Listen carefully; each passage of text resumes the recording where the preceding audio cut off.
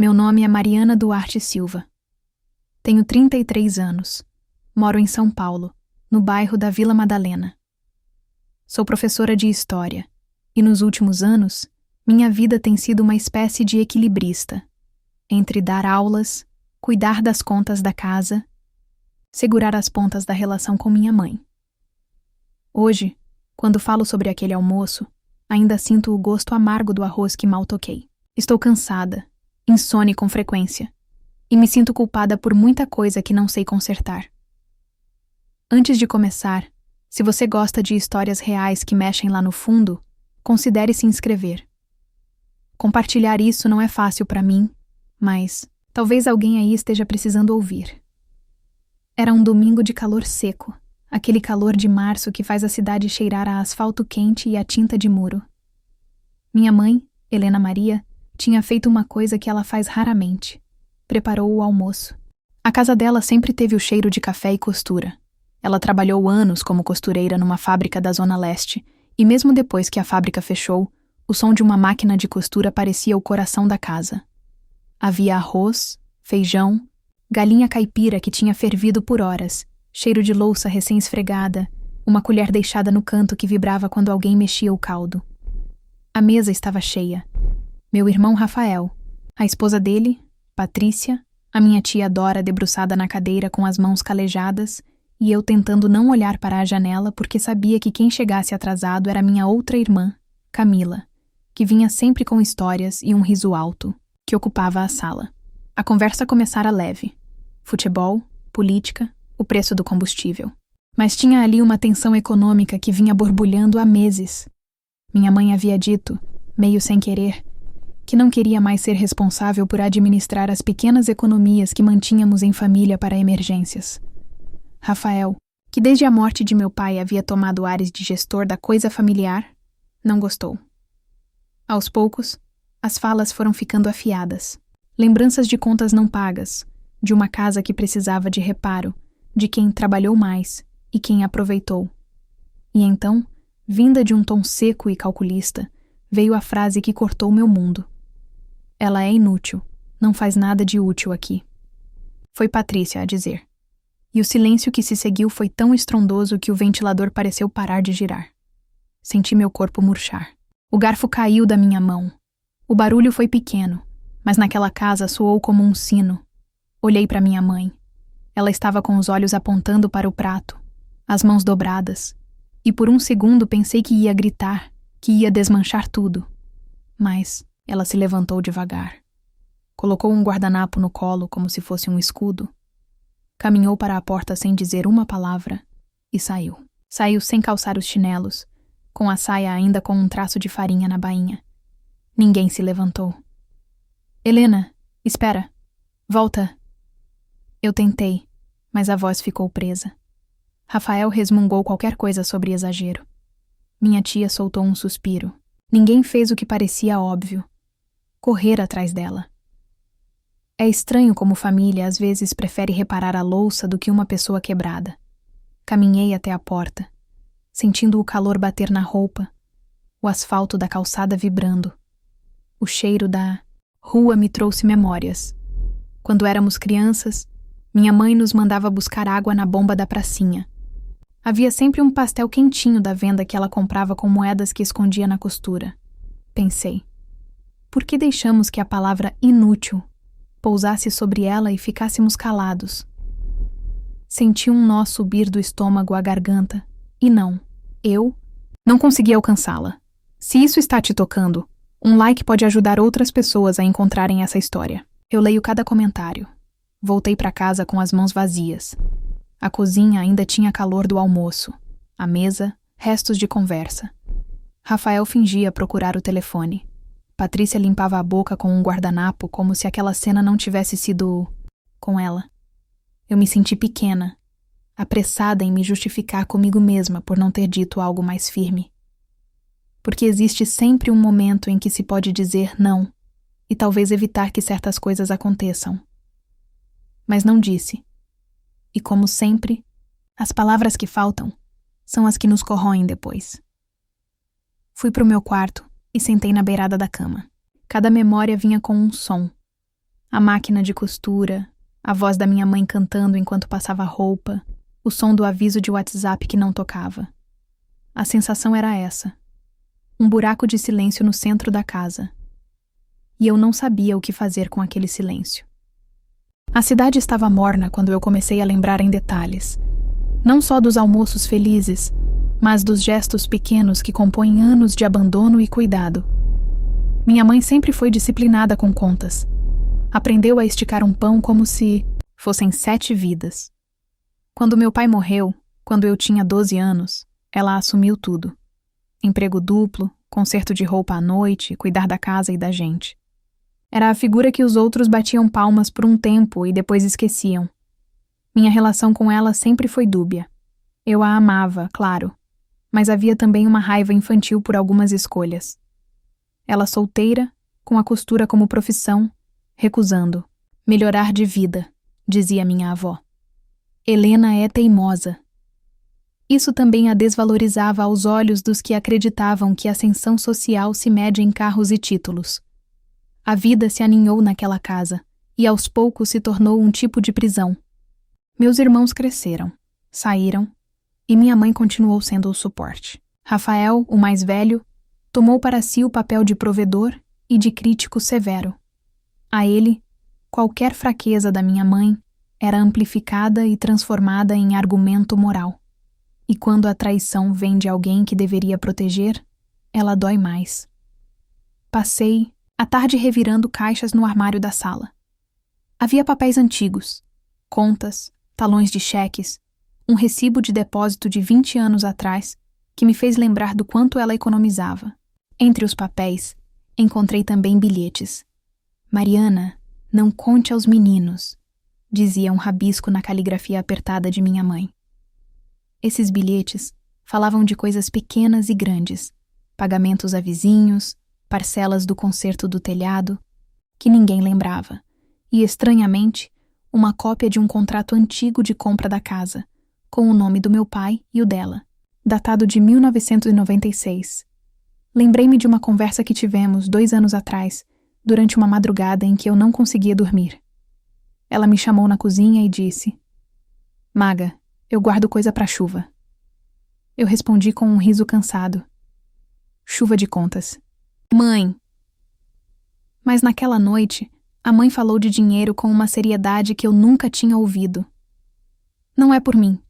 É pra vocês, pro dia que eu faltar.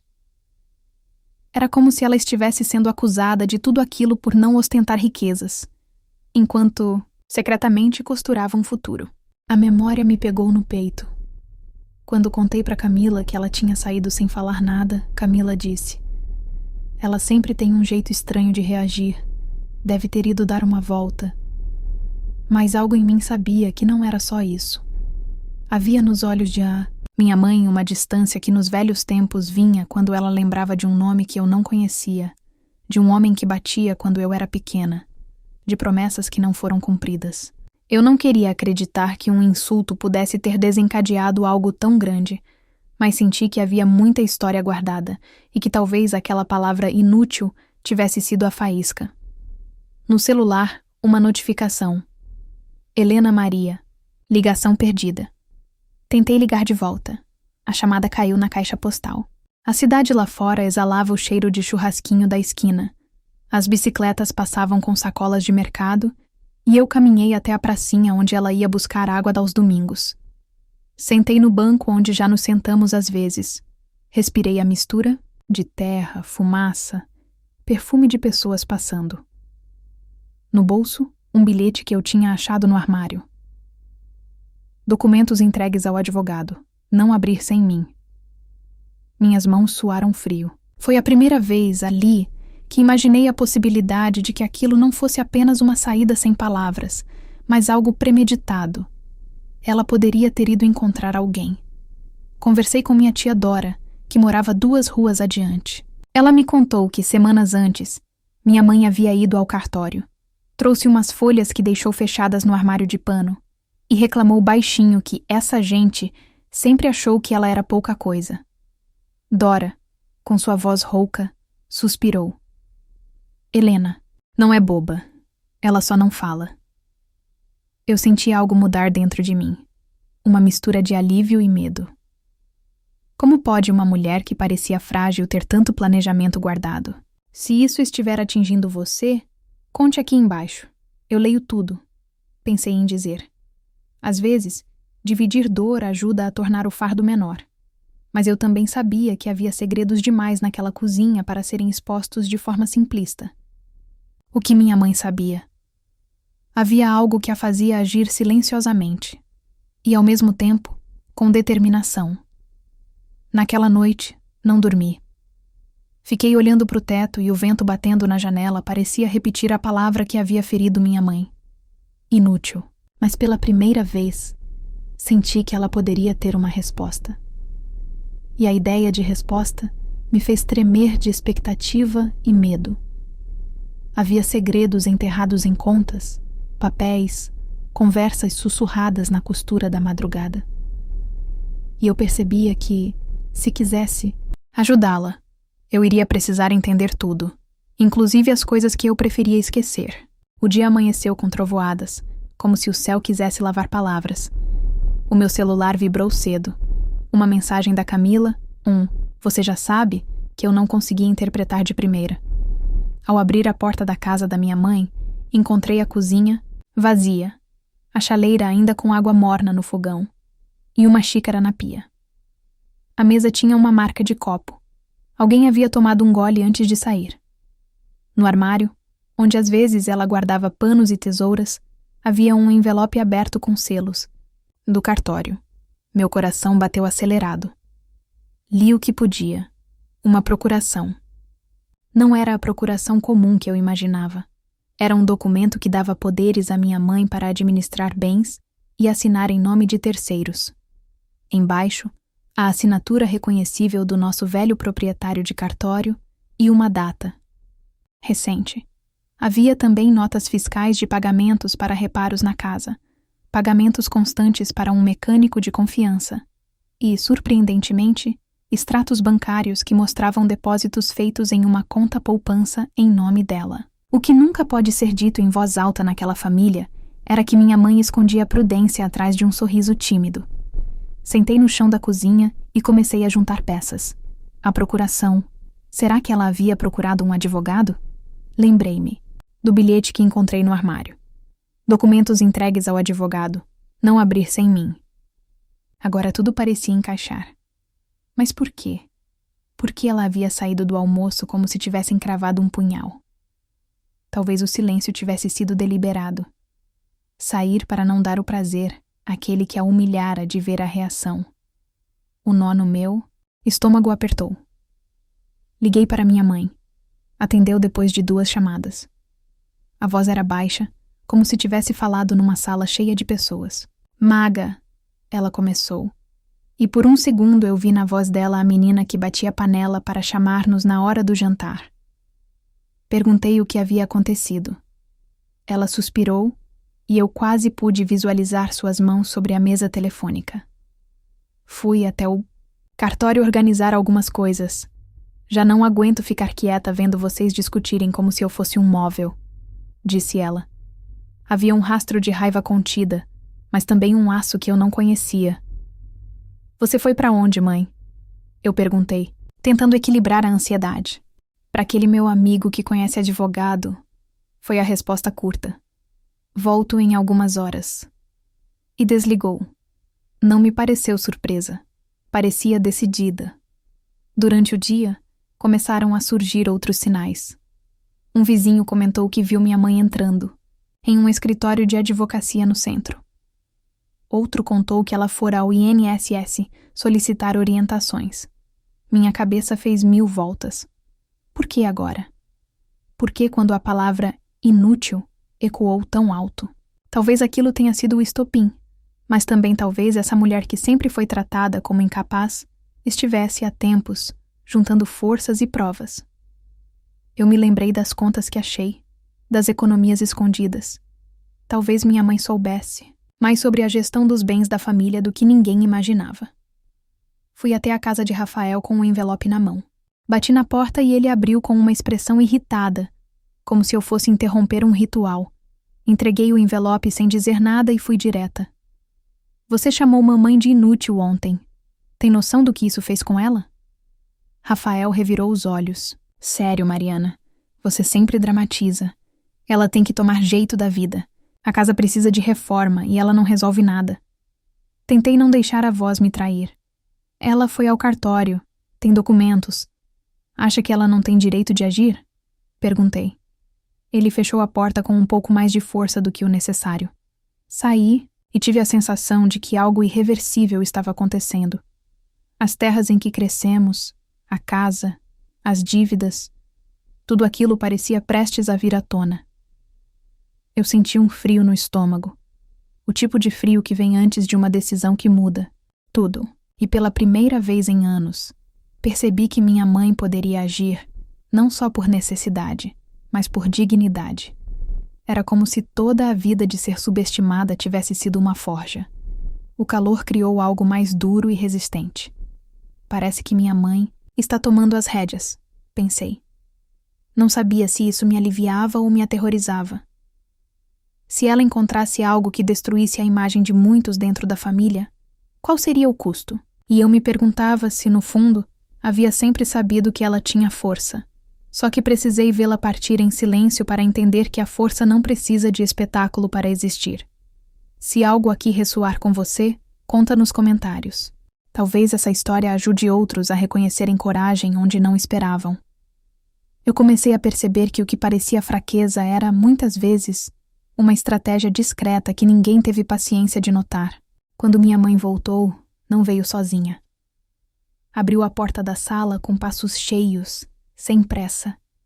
E ao lado dela, havia um homem de terno despretensioso, com uma pasta de couro que cheirava a documentos e café antigo. Era o advogado. Tive vontade de rir e chorar ao mesmo tempo. A mulher que saíra sem falar voltou com um representante do direito nas mãos, como se dissesse alto que não seria mais definida por alcunhas. Ele se apresentou como Dr. Luiz, usava óculos finos e falava com uma calma que cortava. Boa tarde, disse. E por trás da formalidade havia uma compreensão clara do que havia levado aquela família a um ponto de ruptura. Minha mãe sentou-se e, com a voz que sempre teve, agora era firme, explicou. Chega de decisões unilaterais. Há contas, há casa, há uma vida. Quero que tudo seja posto em ordem. Rafael ficou pálido. Patrícia cerrou os dentes. Minha tia Dora cruzou os braços como se preparasse para uma luta. O advogado abriu a pasta e começou a listar medidas. Requerimento de prestação de contas dos últimos 5 anos. Pedido de inventário extrajudicial da propriedade. Investigação de transferências suspeitas. E, em tom que ninguém esperava, a solicitação para que a pensão ou qualquer benefício que tivesse sido indevidamente utilizado fosse auditado. A sala ficou pesada. Eu podia ouvir apenas minha respiração e o zunido distante do trânsito. Vocês têm que entender uma coisa, falou minha mãe. Eu não vim aqui para brigar por dinheiro. Vim aqui para que sejam justas as coisas. Se eu nunca apareci, foi porque perdi a vontade. Mas a vida me ensinou que silêncio demais vira consentimento. E eu não consinto. Ela não estava acusando de berros, mas a contundência nas palavras era implacável. Rafael tentou minimizar. Isso é abuso, mãe. Não precisamos de tudo isso. Então veio a reviravolta que eu não esperava. Dr. Luiz mostrou documentos que minha mãe levara. Extratos, recibos, comprovantes de pagamentos que contrapunham certas versões previamente aceitas. Havia notas de venda de um terreno que, segundo Rafael, fora vendido há 10 anos e não havia sido devidamente registrado. Havia conversas de mensagens que sugeriam negociações feitas sem o conhecimento de todos. Você sabia disso, mãe? Esse eu perguntei, a voz falhando. Ela olhou para mim e, por um instante, vi o passado e o presente colidirem. Eu sabia de partes. Guardei o que pude. Agora quero clareza. O advogado então explicou que, ao pedir a prestação de contas, a justiça poderia determinar a regularização dos atos e, se houvesse irregularidades, responsabilizar quem cometeu os atos. Não era vingança, era tentativa de reparar. o jantar que começara com insulto terminava em audiência implícita. Ao longo das horas que se seguiram, surgiram acusações veladas, memórias doloridas de que alguém sempre pegava um pouco mais, e relatos de noites em que minha mãe pagara as dívidas que outros deixaram. Numa dessas, Patrícia tentou argumentar que tudo aquilo era exagero. Até que meu tio, que também participara da conversa, mencionou uma transferência estranha que não lembrava de ter autorizado. Um segredo embolorado começava a cheirar a verdade. Eu senti o chão se mover. Minha mãe não era mais a figura incapaz que a palavra inútil quis retratar. Ela era alguém que, por trás da mesa de costura, sabia das contas e guardava, em sobres, a chance de um dia acertar as coisas. E o que mais me atingia era perceber o quanto eu também havia sido complacente. Por medo, por preguiça, por acreditar que o papel dela era sempre servir à conveniência emocional dos outros. Não esqueça de se inscrever se quer ouvir como "isso termina", pensei em dizer em algum momento absurdo de lucidez, porque tudo aquilo parecia um episódio de tribunal doméstico que merecia ser registrado. Mas no lugar do público, havia corações pulsando, acusando e sendo acusados. Ao fim daquele dia, ninguém foi preso, ninguém foi condenado. O que aconteceu foi algo mais sutil. Um processo foi aberto, advogados trocaram cartas, e nós, como família, fomos forçados a olhar no espelho das nossas ações. Foi um tremendo incômodo para todos. E para alguns, um alívio eventual. Minha mãe parecia mais leve. Havia uma confiabilidade em caminhar com alguém que sabia os passos do labirinto. Na quietude que se seguiu, conversamos com risco e cautela. Eu pedi desculpas por não ter corrido atrás dela. Ela segurou minha mão e disse: "Você só é minha filha. Não tem que resolver tudo." Mas havia nos olhos dela um brilho novo, uma determinação que não vinha de raiva, mas de fé em si mesma. A partir daquele momento não seria mais só a Helena que costurava. Ela se tornou a Helena que confronta. Os meses seguintes foram uma espécie de enxurrada de papéis, audiências, conversas que rasgavam laços e, às vezes, costuravam outros. A justiça fez o que tinha que fazer. Pediu esclarecimentos, rastreou transferências e, no ínterim, congelou algumas contas até que as coisas ficassem claras. Algumas verdades foram dolorosas. Documentos mostraram que havia, sim, movimentações feitas sem consenso. Outras mostraram que minha mãe havia custeado despesas que nunca foram reconhecidas. A família fracturou-se. Rafael e Patrícia distanciaram-se. Camila, que sempre quis paz, mudou-se para fora da cidade. Minha tia Dora começou a visitar mais minha mãe, trazendo marmitas e cuidado. O processo não transformou todo mundo em heróis ou vilões. Aprendi que justiça é mais uma busca do que um fim. Houve momentos em que me senti vingativa, desejando ver barrotes caindo sobre maus atos, e outros em que senti pena, porque corrupções e omissões muitas vezes nascem de desespero e desinformação. Minha mãe, entretanto, permaneceu estável. Não era que ela tivesse alcançado algum ideal, era que, finalmente, ela parou de aceitar que a definissem. Nossa relação mudou. Passei a vê-la como mulher inteira, com feridas e forças. Começamos a conversar mais, sem preços escondidos, sem juízos. Confessei minhas faltas, e ela disse serenamente: "Mariana, eu nunca quis que você fosse minha advogada. Quis que você fosse minha filha." Aquilo me cortou e curou simultaneamente. Entendi que a reparação não se mede só em extratos bancários, mas em reparar o olhar e devolver dignidade. A vida seguiu, com a lentidão de quem cicatriza. O processo correu, e houve, sim, responsabilizações administrativas.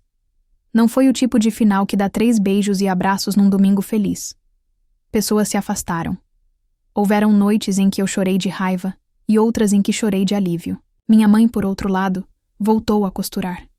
Mas agora, quando ela pega a agulha, seus dedos não tremem por medo do que os outros pensam. Tremem apenas pela precisão do trabalho. Há lições que ficaram, pesadas e preciosas. Primeira, palavras ferem mais do que qualquer decepção financeira. Inútil foi uma lâmina que encontrou um ponto fraco. mas que também expôs uma resistência que ninguém imaginara. Segunda, não subestime o silêncio de alguém que foi sempre chamado de pequeno. Às vezes, o silêncio é economia de estratégias. Terceira, família é lugar de amor, mas também de responsabilidades concretas. Deixar que acusações virem verdade sem perguntar antes é um erro que corrói. Algo nessa história te tocou, compartilhe. Se você já passou por algo parecido, escreva. Eu leio tudo. Eu aprendi que coragem não é um grito no meio da rua, mas a decisão silenciosa de não ser mais cúmplice do que dói. Minha mãe não saiu mais da sala sem avisar, e quando ela me chama no jantar agora, eu corro. Nem sempre tudo se resolve, nem sempre voltamos a ser como éramos. Mas há, com sorte, um crescimento que dói e que cura. No fim, a maior reviravolta não foi o advogado, nem os papéis, mas a transformação de como nos vimos uns aos outros. A palavra inútil perdeu poder porque nós, finalmente, começamos a ver que a inutilidade é o rótulo que colocamos quando temos pressa de julgar. Minha mãe não veio com um advogado só para brigar. Ela veio para ensinar que dignidade se defende, mesmo quando as mãos estão calejadas de costurar a vida dos outros. E eu, que por tanto tempo fui espectadora, me descobri protagonista de um cuidado que até então não sabia oferecer. A reflexão que deixo é simples e dura. Nunca reduza alguém ao que parece. Escute, questione, proteja. E se for preciso, lute ao lado da sua mãe, ou da sua irmã, do seu pai, porque as pequenas certezas que perdemos em nome do orgulho costumam ser as que mais custam a voltar.